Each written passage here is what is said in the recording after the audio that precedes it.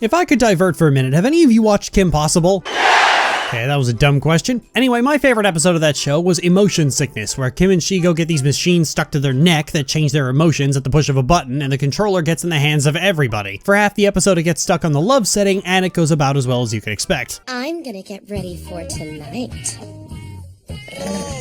The entire premise of B-Affection is that entire 10-minute stretch, but like even more and also gay, which means it's better. Also, the episode spawned what is probably the best line in the whole series. But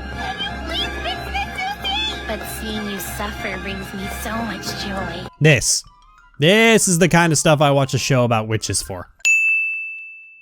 Okay, so funny story. I heard about the community consensus regarding this episode as an allegory for divorce before I saw it. Then Sketchy pointed out that it was a closer story to biracial kids dealing with issues of cultural heritage. With these two pieces of information on hand, I assume Sketchy was right and that it took personal experience to catch so well. Then I watched the episode and realized that the cultural crisis was blatant, in your face, and repeatedly stated by multiple characters. Divorce is not connected to the episode at all. Bronies just assumed it was because Taramar's parents live in different places and just ignored all the talk about culture, location, heritage.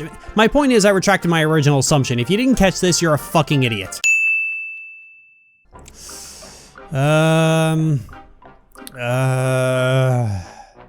Okay, this is likely gonna happen a lot as the series goes on. Little Witch Academia's biggest problem is that it's gradually starting to introduce a story arc, and it's doing so at a snail's pace. Blue Moon, like The Fountain, is another episode where Akko is trying to unlock her potential and seeking shortcuts to power, and Ursula saying, "One day I'll tell Akko everything." Get on with it. Yes, get on with it.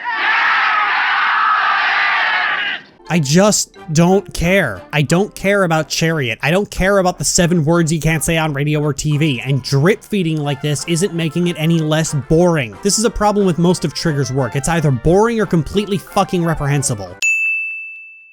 Sketchy lied to me.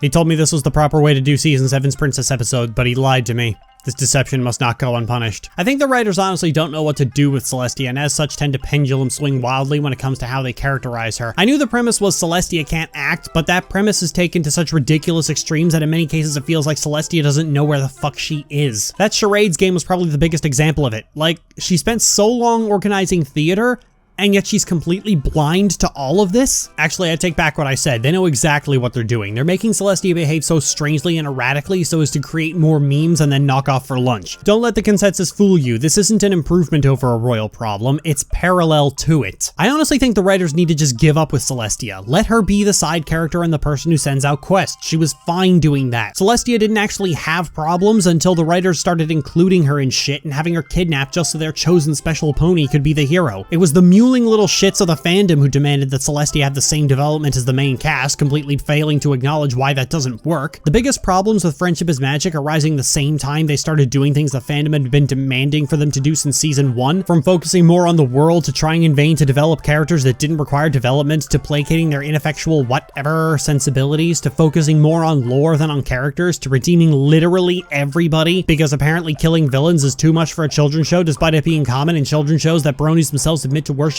is not a coincidence. Can we just not? Can we stop ruining things?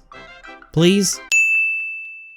Why do we keep rebounding back and forth like this? We have a boring episode, then a funny episode, then a boring episode, then a funny episode. Akko turns into Diana and starts pulling a whole lot of shit. It's funny, but there's not much to say about it. This is the only time Diana's actually interesting. Oh Lord, where do I begin with this one? The parent map is creepy. You know how in mod episodes I keep cracking jokes about how the bad phrasing of the dialogue keeps unintentionally implying that Pinky might like her sister a little too much? What does she see in him? What does he have that I don't?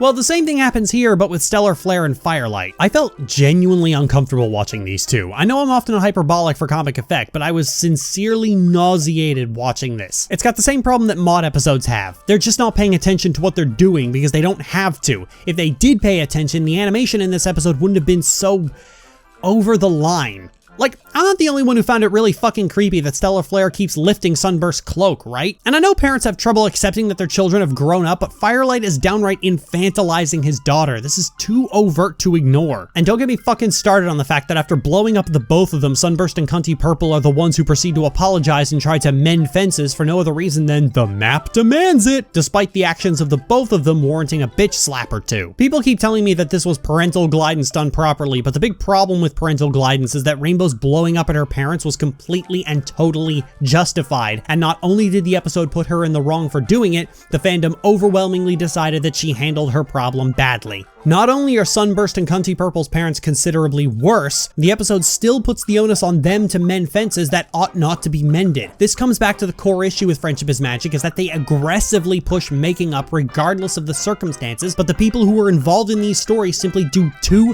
fucking much and get punished too little. We wouldn't have this problem if Hasbro didn't insist on making the targets of forgiveness the most horrible people in the world, or even world-ending threats. If you want to do a show entirely about forgiveness and building bridges, don't include abuse and terrorism into that formula. This isn't fucking rocket science, guys. Avoid the things that are unforgivable. Jesus fucking Christ. Funnily enough, the only good thing about this episode is that it confirms that the ponies are grown adults. I know that always went without saying considering they all have careers and their own homes, but for some fucking reason, a lot of brony analysts spent the last 7 years insisting that the main six are all around 15 or 16 years old, with some people making entire videos about this theory by waffling about relative age. Oh really, Lily? Brony analysts were insistent that the main six were teenagers? Well gosh, that's just an unexplainable mystery, isn't it? Alright, it makes sense now. I just thought that since most of them were fucking weeaboos who won't shut up about Dragon Ball, that they just become accustomed to cartoon protagonists being in their early teens. I didn't realize at the time that they were all being parent maps about it.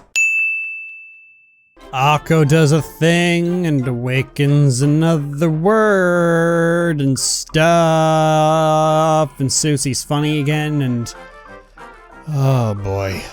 I keep repeating myself because Little Witch Academia is still jogging in place, and it sucks that this was the last in a minute of July. See you at the end of August.